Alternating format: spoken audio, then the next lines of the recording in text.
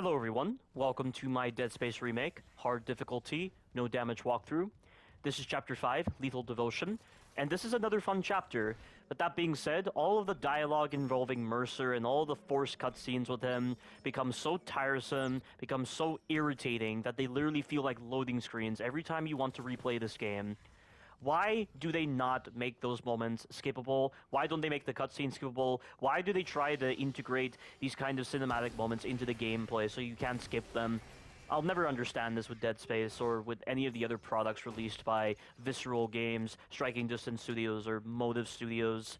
It's just such a waste of time. The gravitas is completely gone in a repeat playthrough. Let us skip them, for crying out loud. Or are you that arrogant of a developer that you feel that we should be forced to appreciate what you've made rather than actually play your fucking game? It's so fucking stupid. But that right there was a really great design. I only discovered this now, but you can actually use the flamethrower to instantly kill Guardians. I don't think that was ever the case in the original Dead Space, but originally, in my blind playthrough of the Dead Space remake, I resorted to using 2 pulse rifle mines in rapid succession to kill Guardians, but it was 50-50 in whether it would work or not. But every time I've used the flamethrower, it has instantly killed Guardians, and specifically the firewall effect. That right there is fucking incredible, because Guardians are one of the worst enemy types ever introduced in the Dead Space series by far.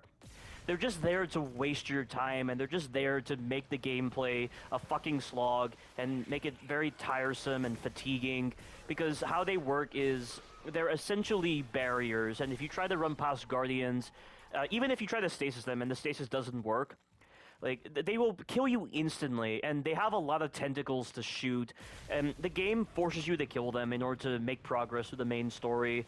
But doing so with any other weapon except for the flamethrower is such a waste of time, because not only does the Guardian have so much life, not only does it have a lot of tentacles to shoot, but it also has the ability to spawn babies, and it basically spawns these hunks of flesh that have tentacles that come out of them, and they shoot you.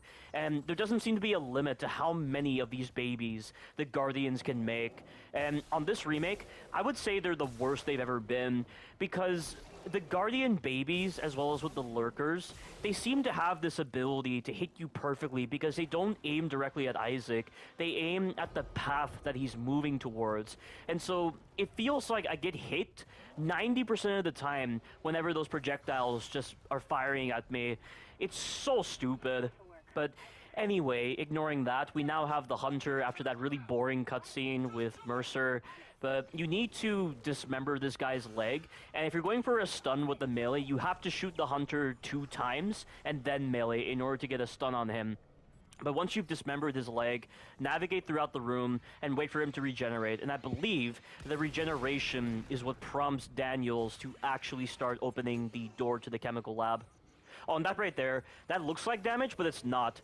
I use a pulse rifle mine to destroy those swarms, but one of them managed to survive. And this is the case with all the Dead Space games, but if only one swarm is on you, it will not do damage to you. However, he was on my body for an extended period of time, so I thought I took damage, but you'll notice, I keep trying to use my med pack, and he will not use it, so I didn't take any damage, so it was definitely a moment of confusion. Oh, and this right here, you gotta be very fast. So you need to grab this battery and put it in very quickly. The Hunter's going to spawn to your right as well as other enemies, so use stasis on this guy and just keep fucking running. You've got to run. Compared to the original version of Dead Space, there aren't as many enemies this time around, which makes the experience less of a draining process, and it doesn't feel so fatiguing. But use the firewall in order to kill that Guardian, because you have to kill him in order to get past him, and then you'll be able to deactivate the lockdown. So that's the end of that. There are a couple of supplies in this room. And then afterwards, we're going to have to go back into that room again, but go through the morgue. Just follow the locator, because there aren't any enemies right here. And also, if you try to go the other way, there are so many enemies, the chances of you getting hit is very high. So just go through the morgue, and there is going to be the Hunter again, so use stasis on him and get through the door. This door takes a while to actually open. Or not, actually. Oh, that's right, I just remembered. So I believe stasis can actually affect doors when you're trying to open them, because last time I went through this door, it was opening very slowly, but I think that's because my stasis impacted the door. So you have to be careful when you decide to use stasis near doors because it will affect the door. I thought it was just the stasis doors, but it affects the normal doors as well.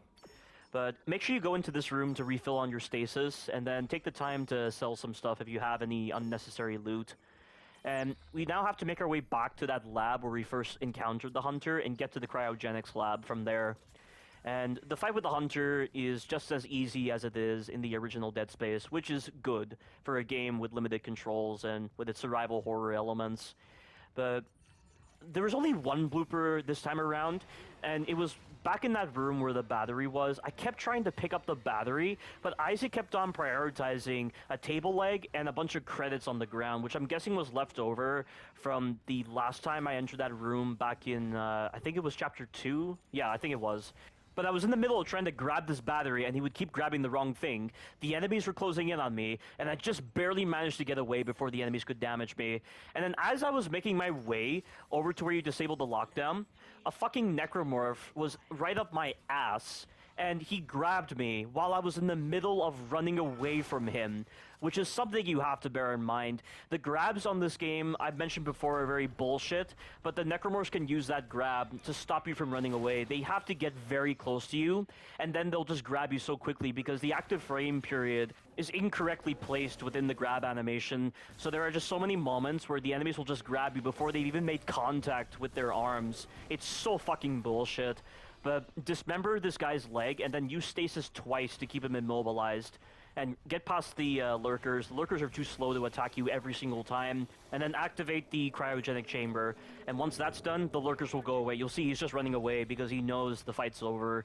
So I'm going to take the time to replenish all my stasis. I picked up that tissue sample, which is for a side mission. You will not see any of those in this walkthrough.